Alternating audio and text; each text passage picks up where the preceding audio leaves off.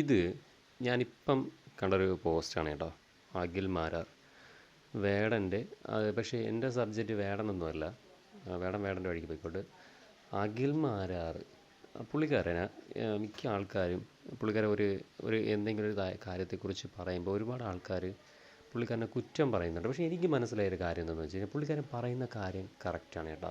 പുള്ളിക്കാരൻ കുറേ ആൾക്കാർ കമൻറ്റ് ചെയ്യുന്നത് എന്തോ വലിയ സംഭവമാണ്, നീ ആരാണ്, മറ്റേ ഇതാണ് അതാണെന്നൊക്കെ പറയുന്നുണ്ട്. പക്ഷേ പുള്ളിക്കാരൻ പറയുന്ന കാര്യത്തെക്കുറിച്ച് ആരും വീണ്ടും ചിന്തിക്കുന്നില്ല. പുള്ളിക്കാരൻ ആരോ ആയിക്കോട്ടെ, എന്തോ ആയിക്കോട്ടെ, അതല്ല ഇവിടുത്തെ വിഷയം. പുള്ളിക്കാരൻ പറയുന്ന സബ്ജക്റ്റ് നല്ല കാര്യങ്ങളായിരിക്കും. കാരണം എന്താ പറയുക, പുള്ളിക്കാരൻ ഒരു കാര്യം പറയുന്നുണ്ടെങ്കിൽ അതിൽ ഉറപ്പായിട്ടുള്ളൊരു കാരണം കാണും. ആ പറയുന്നതിൽ തന്നെ ഒരു കാരണമുണ്ട്. ഒരാളെ കുറ്റപ്പെടുത്തുന്നുണ്ടെങ്കിൽ ആ കുറ്റപ്പെടുത്തിയത് എന്തിനാണെന്ന് ആരും ചിന്തിക്കത്തില്ല. അഖിൽ മാരാർ എന്തിനാ അങ്ങനെ പറഞ്ഞു, നീ നല്ലവനാണോ, അഖിൽ മാരാർ നീ ആദ്യം ചിന്തിക്കുക, നീ നല്ലവനാണോ, ഇത് മാത്രമേ ആൾക്കാർക്ക് പറയാനുള്ളൂ കമൻറ്റിൽ. ആ പുള്ളിക്കാരെ എന്തുകൊണ്ട് അങ്ങനെ പറഞ്ഞു, ആ പറഞ്ഞ ആളിന് എന്താണ് കുഴപ്പം, അതാരും ചിന്തിക്കത്തില്ല കേട്ടോ. ഞാൻ മനസ്സിലാക്കിയെടുത്തോളം പുള്ളിക്കാര ഒരാളിനെ കുറിച്ചോ അല്ലെങ്കിൽ എന്തെങ്കിലും ഒരു വസ്തുവിനെ കുറിച്ചൊക്കെ എന്തെങ്കിലും ഇങ്ങനെ കമൻറ്റ് ചെയ്യുന്ന പറയുന്ന സമയത്ത് ആ പറയുന്ന ഓപ്പോസിറ്റ് ആരെയാണോ പുള്ളിക്കാരൻ പറയുന്നത് അയാളെക്കുറിച്ച് ഞാൻ ചിന്തിക്കാറുണ്ട്. അപ്പോൾ എനിക്ക് മനസ്സിലായിട്ടുണ്ട് അഖിൽ മാരാർ പറയുന്നത് ശരി തന്നെയാണ്, അതങ്ങനെ പാടില്ലായിരുന്നു, അയാൾ തെറ്റുകാരൻ തന്നെയാണ്, അതുകൊണ്ടല്ലേ അഖിൽ മാരാർ ഇങ്ങനെ സംസാരിച്ചത്.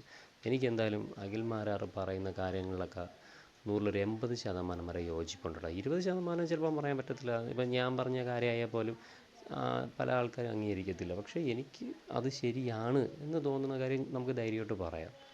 അതുപോലെ തന്നെയാണ് അഖിൽ മാരാറിന് ശരി എന്ന് തോന്നുന്ന കാര്യം അല്ലെങ്കിൽ അതിലൊരു കുറ്റം കണ്ടു കഴിഞ്ഞാൽ പുള്ളിക്കാരൻ ഉറപ്പായിട്ടും പറയും. അങ്ങനത്തെ ഒരു നല്ലൊരു വ്യക്തി തന്നെയാണ്. പേടിയില്ലാതെ തുറന്നടിച്ച് പറയാൻ സംസാരിക്കുന്ന ഒരു വ്യക്തിയും കൂടെ തന്നെയാണ് അഖിൽ മാരാർ. അതുകൊണ്ടാണ് ചില കാര്യങ്ങൾ പറയുമ്പോൾ എനിക്ക് അംഗീകരിക്കാൻ പറ്റും. പുള്ളിക്കാരൻ എന്തെങ്കിലും വിഷയത്തെക്കുറിച്ച് സംസാരിക്കുമ്പോൾ കുറേ ആൾക്കാരൊന്ന് കമൻറ്റിലൊന്ന് പുള്ളിക്കാരനെ തെറി വിളിക്കുന്നു, പുള്ളിക്കാരനെ കുറ്റം പറയുന്നു, അങ്ങനെയാണ് ഇങ്ങനെ. പക്ഷേ ഒരു സമയം നിങ്ങളാരെങ്കിലും ചിന്തിക്കുക, പുള്ളിക്കാരൻ എന്തിനാണ് ആ വ്യക്തിയെക്കുറിച്ച് അങ്ങനെ പറഞ്ഞത്, അപ്പോൾ അയാളെ സൈഡ് തെറ്റില്ലേ? ഇത് അയാളെ സൈഡിലുള്ള തെറ്റ് നോക്കാൻ നിൽക്കില്ല. അഖിൽ മാരാറിൻ്റെ അടുത്ത് അസൂയയും വൈരാഗ്യമുള്ളവർ അഖിൽ മാരാറിനെ കുറ്റപ്പെടുത്താൻ വേണ്ടി വന്നിരുന്നു. അഖിൽ മാരാർ നീ നല്ലവനാണെന്ന് മറ്റുള്ളവൻ നല്ലവനാണോ ചിന്തിക്കാതെ ആദ്യം സ്വയം ചിന്തിക്കുക. ഞാൻ നല്ലവനാണെന്ന് സ്വയം ചിന്തിക്കുക, എന്നിട്ട് മറ്റുള്ളവരെ കുറ്റപ്പെടുത്തിക്കൊണ്ട് നടക്കുക. ഇത് അഖിൽ മാരാർ വളർന്നെന്ന് പറഞ്ഞാൽ ഈ കുശുമ്പുകാരൻ നടന്ന് അഖിൽ മാരാർ എന്തെങ്കിലും വിഷയത്തെക്കുറിച്ച് ഒരു കാര്യം സംസാരിക്കുമ്പോൾ അഖിൽ മാരാറിനെ കുറ്റം പറയാൻ വേണ്ടി കുറേ തെറി വിളിക്കാനും അത് കുറേ എണ്ണം കമൻറ്റിൽ കാണും. പുള്ളിക്കാരൻ പറയുന്ന കാര്യം കറക്റ്റല്ലേ, അത് ചിന്തിക്കാതെ അങ്ങനെ തെറി വിളിച്ചിട്ട് കാര്യമില്ല. അങ്ങനെയാണെങ്കിൽ നമ്മൾ കണ്ണാടി നോക്കി നമ്മളെ തന്നെ തെറി വിളിക്കും. നമ്മൾ എന്തോരം തെറ്റ് ചെയ്തിട്ടുണ്ട്.